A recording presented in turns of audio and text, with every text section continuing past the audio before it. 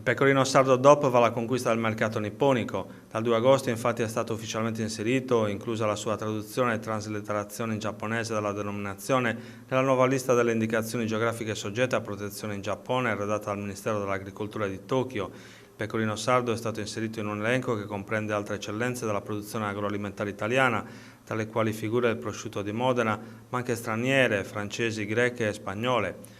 Un grande risultato si legge in una nota del Consorzio di tutela del pecorino sardo.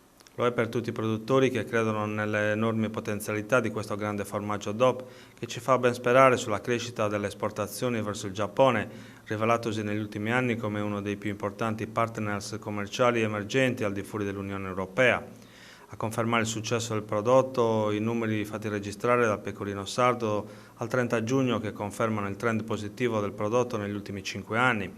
325.000 le forme marchiate nel primo semestre del 2021, destinate per l'89% al mercato nazionale e per l'11% ai mercati esteri, per un volume d'affari che si aggira tra i 15 e i 20 milioni di euro.